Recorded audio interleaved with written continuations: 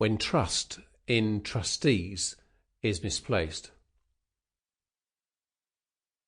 Here we're looking at Andrew Lewis and Elsie Gotcher of Lewis Gotcher Milling Limited, Ramsden in Clevedon. Now, Mr. Lewis was a director of a small family-run limited company with just two directors, himself and Elsie Gotcher. A few years ago, Elsie decided that she would like to be the sole director and arranged for an assassin to murder Mr. Lewis. Elsie and the would-be murderer both ended up in jail, and Mr. Lewis had very severe head injuries caused by a matchet. Needless to say, the relationship between Mr. Lewis and Elsie was not good. Her incarcerated position also rendered her somewhat difficult to deal with as a trustee for Mr. Lewis's pension scheme. The financial advisor, Sylvia, became involved because Mr. Lewis was being put under pressure to resign as a trustee under the pension arrangement with Provident Mutual, a life assurance company, which had been set up for the directors of the company some year prior to the attempt on his life. Mr. Lewis's solicitors were particularly concerned that he should not resign until his benefits were protected. They had approached Sylvia to establish what needed to be done and how they should proceed. Other small personal pension contracts and other executive pensions from an associated company were also in existence. However, in that second set of circumstances, the company had been the trustee rather than the individual directors, and, as the company was now in liquidation, the receivers had taken over the position as the company trustee. Now, what do you think your course of action would have been in this set of circumstances? What questions would you have asked?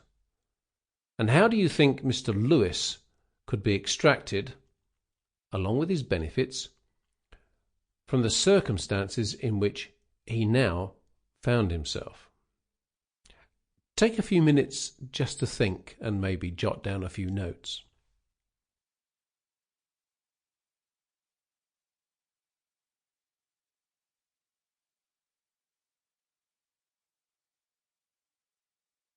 Thank you. Sylvia felt that the benefits needed to be transferred from the executive pension arrangements before Mr. Lewis resigned as a trustee.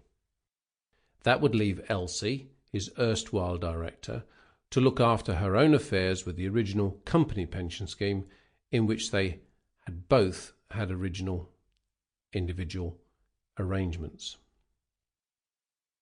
Discussions were started with Provident Mutual about the transfers which were necessary to avoid incurring any penalty to Mr. Lewis. The initial reaction from the insurers was that they would be pleased to proceed with the transfer, but there would be a penalty because some of the contributions had only been paid for a relatively short time.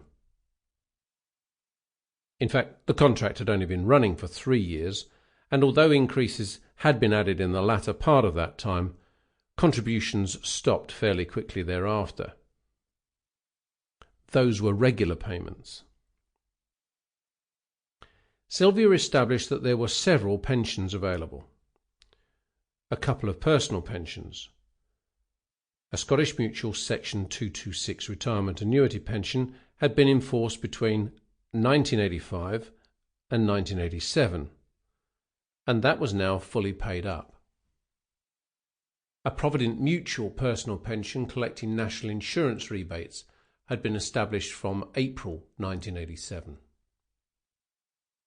A Provident Mutual personal pension was established, taking up a transfer value from Mr. Lewis's previous employment with British Telecom, which had ceased in 1985. A further Provident Mutual executive pension arrangement had been started in May 1987. Mr. Lewis and his co-director were trustees. And finally, a National Provident executive pension had commenced in 1989. Sample complete. Ready to continue?